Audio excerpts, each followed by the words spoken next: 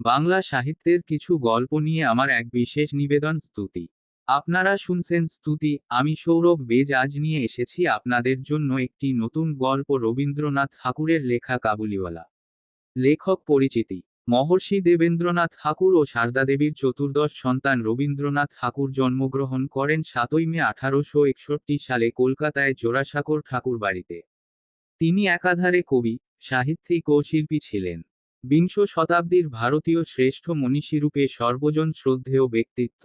Oriental seminary, normal school, Bengal academy, saint Xavier's স্কুলের ছাত্র হলেও প্রাতিষ্ঠানিক বিদ্যালয়ের শিক্ষা তাকে আকর্ষণ করেনি, তাই অসমাপ্ত রইল তার বিদ্যালয় শিক্ষা।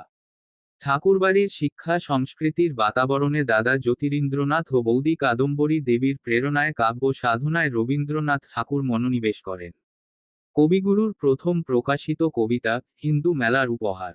18 বছর বয়সে তিনি বনফুল কবিকাহিনী, ভানু সিংহের পদাবলী, শৈশব সঙ্গীত, রুদ্রচণ্ড রচনা করেন। তার প্রথম গদ্য প্রবন্ধ ভুবনমোহিনী প্রতিভা জ্ঞানাঙ্কুর পত্রিকায় প্রকাশিত হয়। জোড়াসাঁকো ঠাকুরবাড়ি দুটি পত্রিকা ভারতী ও বালক প্রকাশ করত। রবীন্দ্রনাথ ঠাকুর ছিলেন এই পত্রিকার নিয়মিত লেখক। পত্রিকাটিতে কবিগুরুর প্রথম ছোট গল্প ভিখারিণী এবং প্রথম উপন্যাস করুণা প্রকাশিত হয়। বিলাতে থাকাকালীন লেখেন ভগ্নতরী। জ্যোতিদাদার রচিত মান্ময়ী নাটকে মদনের ভূমিকায় প্রথম অভিনয় করেন। নিজের লেখা বাল্মীকি প্রতিভা অনাম ভূমিকায় অভিনয় করে নাট্যকার ও শিল্পী রূপে খ্যাতি লাভ করেন। 1882 সালে সারস্বত সম্মেলনের সম্পাদক নির্ঝরের স্বপ্নভঙ্গ কবিতাটির রচয়িতা ও সন্ধ্যা সঙ্গীত প্রকাশ তিনটি ক্ষেত্রেই সুনাম অর্জন করেন। এবছরই তিনি সাহিত্য সম্রাট বঙ্কিমচন্দ্রের প্রদত্ত জয়মাল্যের সম্মান লাভ করেন। করি ও কোমল, চিত্রাঙ্গদা, চোখের বালি গ্রন্থগুলি বিতর্কের ঝড় তোলে। সমালোচকদের মধ্যে ছিলেন কালীপ্রসন্ন কাব্যবিশারদ, সুরেশচন্দ্র সমাজপতি, দ্বিজেন্দ্রলাল রায় ও অন্যান্যরা। 1883 সালে মৃণালিনী দেবীর সঙ্গে কবিগুরুর বিবাহ হয়। 1884 সালে বাবার নির্দেশে বিষয় আশয় দেখাশোনার কাজে লিপ্ত হন কবিগুরু।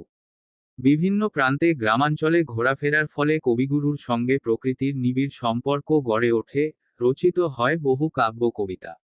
শিলাইদহ শাহজাদপুর কবিগুরুর রচনার মাধ্যমে পাঠকের কাছে সুপরিচিত। কবিগুরুর প্রতিষ্ঠিত বোলপুর ব্রহ্মচর্য আশ্রম বর্তমানে বিশ্বভারতী বিশ্ববিদ্যালয় রূপে দেশে দেশান্তরে সুখ্যাত। 1913 সালে গীতাঞ্জলি ইংরেজি অনুবাদ সং অফারিংস বইটি লিখে প্রথম ভারতবাসী নোবেল পুরস্কার পান। 1905 সালে বঙ্গভঙ্গের প্রস্তাবের বিরুদ্ধে আন্দোলনে কবিগুরুরও ভূমিকা ছিল। এ সময় তিনি সারা জাগানো গান, বাংলার মাটি বাংলার জল লেখেন।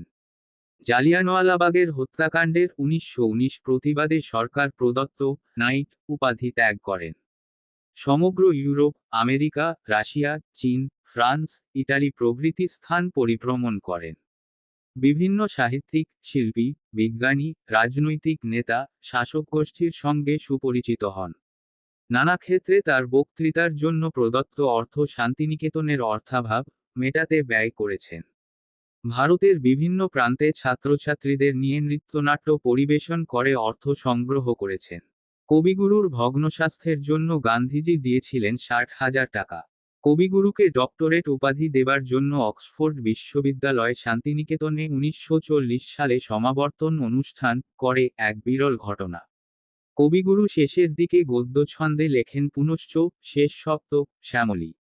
1941 সালে তার জন্মদিনে তিনি সভ্যতার সংকট পাঠ করেন। বাংলা ভাষাকে সমৃদ্ধ করতে রবীন্দ্রনাথ ঠাকুরের অবদান চিরকালীন। বিশ্বপরিচয় তার বিজ্ঞানমনস্কতার নিদর্শন। দুটি স্বাধীন রাষ্ট্র ভারত ও বাংলাদেশের জাতীয় সঙ্গীত রবীন্দ্রনাথ ঠাকুরের রচনা। 7 আগস্ট 1941 সালে কবিগুরু পরলোক গমন করেন। শুরু হচ্ছে আজকের গল্প কাবুলিওয়ালা। আমার 5 বছর বয়সের ছোট মেয়ে মিনি একদণ্ড কথা না কহিয়া থাকিতে পারে না। পৃথিবীতে জন্মগ্রহণ করিয়া ভাষা শিক্ষা করিতে সে কেবল একটি বৎসর কাল ব্যয় করিয়াছিল, তাহার পর হইতে যতক্ষণ সে জাগিয়া থাকে এক মুহূর্ত মৌনভাবে নষ্ট করে না। তাহার মা অনেক সময় ধমক দিয়া তাহার মুখ বন্ধ করিয়া দেয়, কিন্তু আমি তাহা পারি না। মিনি চুপ করিয়া থাকিলে এমনি অস্বাভাবিক দেখিতে হয় যে, সে আমার বেশিক্ষণ সহ্য হয় না। এই জন্য আমার সঙ্গে তাহার কথোপকথনটা কিছু উৎসাহের সহিত চলে। সকালবেলায় আমার নভেলের সপ্তদশ পরিচ্ছেদে হাত দিয়াছি এমন সময় মিনি আসিয়াই আরম্ভ করিয়া দিল, বাবা, রামদয়াল দরওয়ান কাককে কৌয়া বলছিল, সে কিচ্ছু জানে না। না, আমি পৃথিবীতে ভাষার বিভিন্নতা সম্বন্ধে তাহাকে জ্ঞানদান করিতে প্রবৃত্ত হইবার পূর্বেই সে দ্বিতীয় প্রসঙ্গে উপনীত হইল। দেখো বাবা, ভোলা বলছিল আকাশে হাতি সুর দিয়ে জল ফেলে, তাই বৃষ্টি হয়। মা গো, ভোলা এত মিছিমিছি বকতে পারে। কেবলই বকে, দিনরাত বকে। এ সম্বন্ধে আমার মতামতের জন্য কিছুমাত্র অপেক্ষা না করিয়া হঠাৎ জিজ্ঞাসা করিয়া বসিল, বাবা, মা তোমার কে হয়? মনে মনে কহিলাম, শালিকা। মুখে কহিলাম, মিনি, তুই ভোলার সঙ্গে খেলা কর গে যা। আমার এখন কাজ আছে। সে তখন আমার লিখিবার টেবিলের পার্শ্বে আমার পায়ের কাছে বসিয়া নিজের দুই হাঁটু এবং হাত লইয়া অতিদ্রুত উচ্চারণে আগডুম বাগডুম খেলিতে আরম্ভ করিয়া দিল। আমার সপ্তদশ পরিচ্ছেদে প্রতাপসিংহ তখন কাঞ্চনমালাকে লইয়া অন্ধকার রাত্রে কারাগারের উচ্চ বাতায়ন হইতে নিম্নবর্তী নদীর জলে ঝাঁপ দিয়া পড়িতেছেন। আমার ঘর পথের ধারে। হঠাৎ মিনি আগডুম বাগডুম খেলা রাখিয়া জানালার ধারে ছুটিয়া গেল এবং চিৎকার করিয়া ডাকিতে লাগিল, কাবুলিওয়ালা, ও কাবুলিওয়ালা। ময়লা ঢিলা কাপড় পরা, পাগড়ি মাথায়, ঝুলি ঘাড়ে, হাতে গোটা 2-4 আঙুরের বাক্স, এক লম্বা কাবুলিওয়ালা মৃদুমন্দ গমনে পথ দিয়া যাইতেছিল। তাহাকে দেখিয়া আমার কনারত্নের কিরূপ ভাবোদয় হইল বলা শক্ত, তাহাকে ঊর্ধ্বশ্বাসে ডাকাডাকি আরম্ভ করিয়া দিল। আমি ভাবিলাম, এখনই ঝুলি ঘাড়ে একটা আপদ আসিয়া উপস্থিত হইবে, আমার সপ্তদশ পরিচ্ছেদ আর শেষ হইবে না। কিন্তু মিনির চিৎকারে যেমনি কাবুলিওয়ালা হাসিয়া মুখ ফিরাইল এবং আমাদের বাড়ির দিকে আসিতে লাগিল, অমনি সে ঊর্ধ্বশ্বাসে অন্তঃপুরে দৌড় দিল। তাহার আর চিহ্ন দেখিতে পাওয়া গেল না। তাহার মনের মধ্যে একটা অন্ধ বিশ্বাসের মতো ছিল যে, ওই ঝুলিটার ভিতর সন্ধান করিলে তাহার মতো 2-4টে জীবিত মানব সন্তান পাওয়া যাইতে পারে। এদিকে কাবুলিওয়ালা আসিয়া সহাস্যে আমাকে সেলাম করিয়া দাঁড়াইল। আমি ভাবিলাম, যদিচ প্রতাপসিংহ এবং কাঞ্চনমালার অবস্থা অত্যন্ত সংকটাপন্ন, তথাপি লোকটাকে ঘরে ডাকিয়া আনিয়া তাহার কাছ হইতে কিছু না কেনাটা ভালো হয় না। কিছু কেনা গেল। তাহার পর 5টা কথা আসিয়া পড়িল। আব্দুর রহমান, রুশ, ইংরাজ প্রভৃতিকে লইয়া সীমান্তরক্ষানীতি সম্বন্ধে গল্প চলিতে লাগিল। অবশেষে উঠিয়া যাইবার সময় সে জিজ্ঞাসা করিল, বাবু, তোমার লড়কি কোথায় গেল? আমি মিনির অমূলক ভয় ভাঙ্গাইয়া দিবার অভিপ্রায় তাহাকে অন্তঃপুর হইতে ডাকাইয়া আনিলাম। সে আমার গা ঘেঁষিয়া কাবুলির মুখ এবং ঝুলির দিকে সন্নিগ্ধ নেত্রক্ষেপ করিয়া দাঁড়াইয়া রহিল। কাবুলি ঝুলির মধ্য হইতে কিশমিশ খোবানি বাহির করিয়া তাহাকে দিতে গেল, সে কিছুতেই লইল না, দ্বিগুণ সন্দেহের সহিত আমার হাঁটুর কাছে সংলগ্ন হইয়া রহিল। প্রথম পরিচয়টা এমনি ভাবে গেল। কিছুদিন পরে একদিন সকালবেলায় আবশ্যকবশত বাড়ি হইতে বাহির হইবার সময় দেখি, আমার দুহিতাটি দ্বারের সমীপস্থ বেঞ্চির উপর বসিয়া অনর্গল কথা কহিয়া যাইতেছে এবং কাবুলিওয়ালা তাহার পদতলে বসিয়া সহাস্যমুখে শুনিচ্ছে এবং মধ্যে মধ্যে প্রসঙ্গক্রমে নিজের মতামত আসলা বাংলায় ব্যক্ত করিতেছে। মিনির পঞ্চবর্ষীয় জীবনের অভিজ্ঞতায় বাবা ছাড়া এমন ধৈর্যবান শ্রোতা সে কখনো পায় নাই। আবার দেখি তাহার ক্ষুদ্র আঁচল বাদাম কিশমিশে পরিপূর্ণ। আমি কাবুলিওয়ালাকে কহিলাম, উহাকে এসব কেন দিয়াছ, অমন আর দিও না। বলিয়া পকেট হইতে একটা আধুলি লইয়া তাহাকে দিলাম। সে অসংকোচে আধুলি গ্রহণ করিয়া ঝুলিতে পুরিল। বাড়িতে ফিরিয়া আসিয়া দেখি, সেই আধুলিটি লইয়া 16 আনা গোলযোগ বাঁধিয়া গেছে। মিনির মা একটা শ্বেত চকচকে গোলাকার পদার্থ লইয়া ভর্ৎসনার স্বরে মিনিকে জিজ্ঞাসা করিতেছেন, তুই এ আধুলি কোথায় পেলি?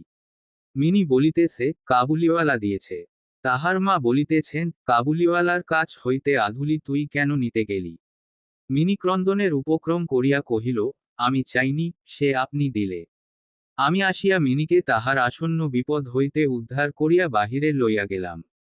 সংবাদ পাইলাম, কাবুলিওয়ালার সহিত মিনির এই যে দ্বিতীয় সাক্ষাৎ তাহা নহে, ইতিমধ্যে সে প্রায় প্রত্যহ আসিয়া পেস্তাবাদাম ঘুষ দিয়া মিনির ক্ষুদ্র লুব্ধ হৃদয়টুকু অনেকটা অধিকার করিয়া লইয়াছে। দেখিলাম এই দুটি বন্ধুর মধ্যে গুটিকতক বাধা কথা এবং ঠাট্টা প্রচলিত আছে। যথা রহমতকে দেখিবামাত্র আমার কন্যা হাসিতে হাসিতে জিজ্ঞাসা করিত, কাবুলিওয়ালা, ও কাবুলিওয়ালা, তোমার ও ঝুলির ভিতর কি?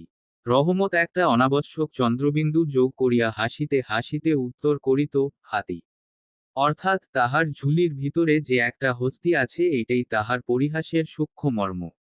খুব যে বেশি সূক্ষ্ম তাহা বলা যায় না, তথাপি এই পরিহাসে উভয়ই বেশ একটু কৌতুক অনুভব করিত এবং শরৎকালে প্রভাতে একটি বয়স্ক এবং একটি অপ্রাপ্তবয়স্ক শিশুর সরল হাস্য দেখিয়া আমারও বেশ লাগিত।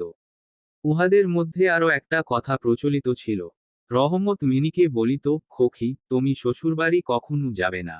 বাঙালির ঘরের মেয়ে আজন্মকাল শ্বশুরবাড়ি শব্দটার সহিত পরিচিত, কিন্তু আমরা কিছু একেলে ধরনের লোক হওয়াতে শিশু মেয়েকে শ্বশুরবাড়ি সম্বন্ধে সজ্ঞান করিয়া তোলা হয় নাই। এই জন্য রহমতের অনুরোধটা সে পরিষ্কার বুঝিতে পারিত না, অথচ কথাটার একটা কোনো জবাব না দিয়া চুপ করিয়া থাকা নিতান্ত তাহার স্বভাববিরুদ্ধ। সে উল্টিয়া জিজ্ঞাসা করিত, তুমি শ্বশুরবাড়ি যাবে? রহমত কাল্পনিক শ্বশুরের প্রতি প্রকাণ্ড মোটা মুষ্টি আস্ফালন করিয়া বলিত, আমি শ্বশুরকে মারবে? শুনিয়া মিনি শ্বশুর নামক কোনো এক অপরিচিত জীবের দুরবস্থা কল্পনা করিয়া অত্যন্ত হাসিত। এখন শুভ্র শরৎকাল। প্রাচীনকালে এই সময়েই রাজারা দিগ্বিজয়ে বাহির হইতেন। আমি কলিকাতা ছাড়িয়া কখনো কোথাও যাই নাই, কিন্তু সেই জন্যই আমার মনটা পৃথিবীমুখ ঘুরিয়া বেড়ায়। আমি যেন ঘরের কোণে চিরপ্রবাসী, বাহিরের পৃথিবীর জন্য আমার সর্বদা মন কেমন করে। একটা বিদেশের নাম শুনিলেই অমনি আমার চিত্ত ছুটিয়া যায়, তেমনি বিদেশি লোক দেখিলেই অমনি নদী পর্বত অরণ্যের মধ্যে একটা কুটিরের দৃশ্য মনে উদয় হয় এবং একটা উল্লাসপূর্ণ স্বাধীন জীবনযাত্রার কথা কল্পনায় জাগিয়া উঠে। এদিকে আবার আমি এমনি উদ্ভিদজ্জ প্রকৃতি যে, আমার কোনটুকু ছাড়িয়া একবার বাহির হইতে গেলে মাথায় বজ্রাঘাত হয়। এই জন্য সকালবেলায় আমার ছোট ঘরে টেবিলের সামনে বসিয়া এই কাবুলির সঙ্গে গল্প করিয়া আমার অনেকটা ভ্রমণের কাজ হইত। দুই ধারে বন্ধুর দুর্গম দগ্ধ রক্তবর্ণ উচ্চ গিরিশ্রেণী, মধ্যে সংকীর্ণ মরুপথ, বোঝাই করা অস্ত্রের শ্রেণী চলিয়াছে। আগরি পরা বণিক ও পথিকেরা কেহ বা উটের পরে, কেহ বা পদব্রজে, কাহারও হাতে বর্ষা, কাহারও হাতে সেকেলে চোকমকি ঠোকা বন্দুক কাবুলি মেঘমন্দ্রস্বরে ভাঙা বাংলায় স্বদেশের গল্প করিত, আর এই ছবি আমার চোখের সম্মুখ দিয়া চলিয়া যাইত। মিনির মা অত্যন্ত শঙ্কিত স্বভাবের লোক।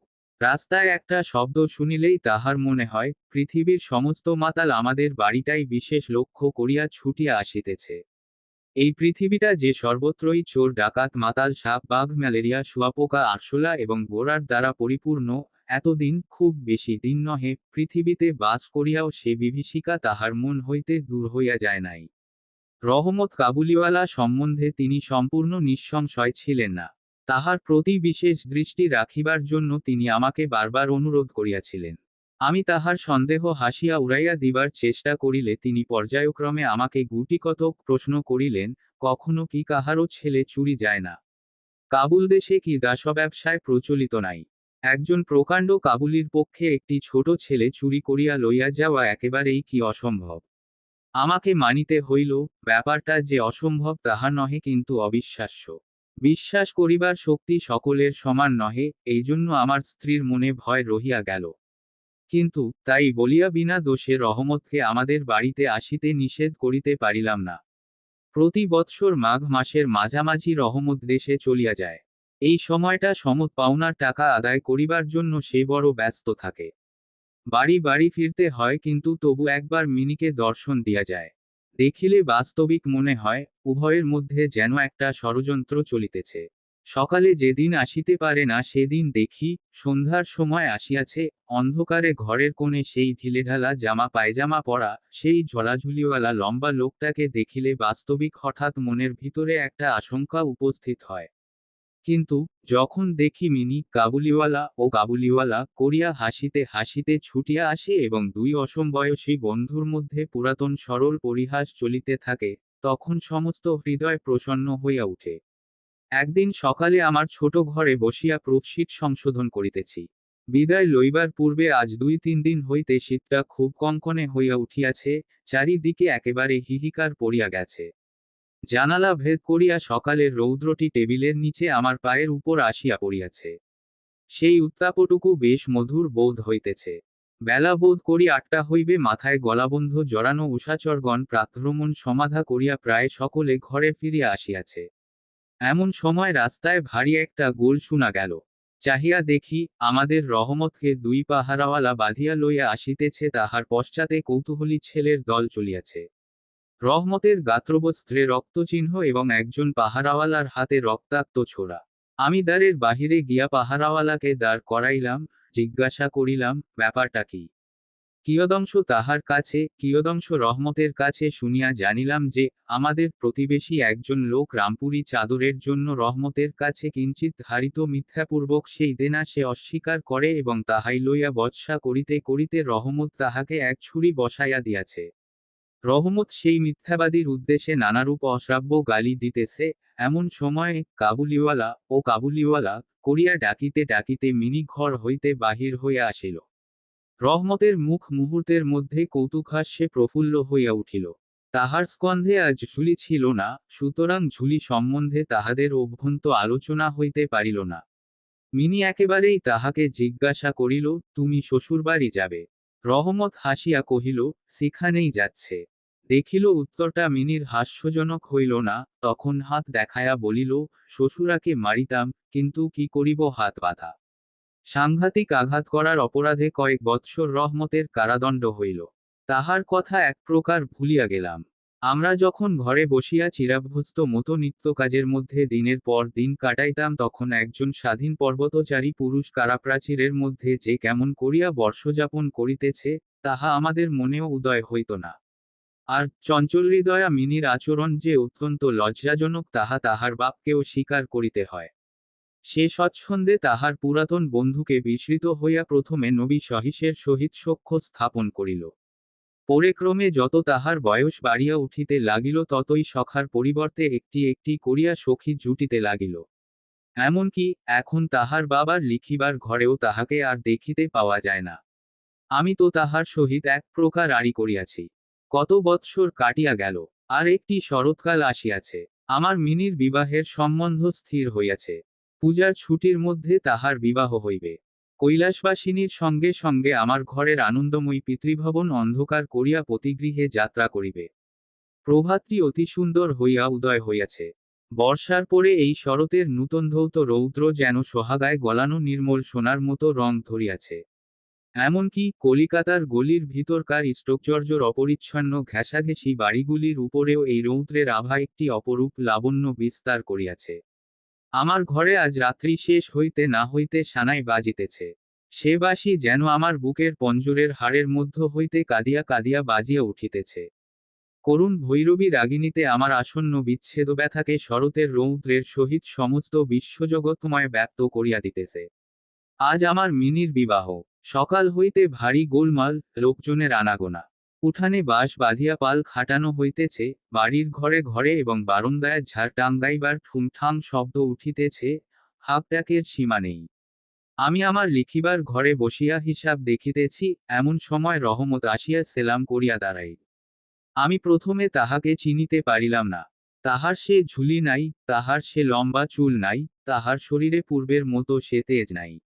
অবশেষে তাহার হাসি দেখিয়া তাহাকে চিনিলাম। কহিলাম, কি রে রহমত, কবে আসিলি? সে কহিল, কাল সন্ধ্যাবেলা জেল হইতে খালাস পাইয়াছি।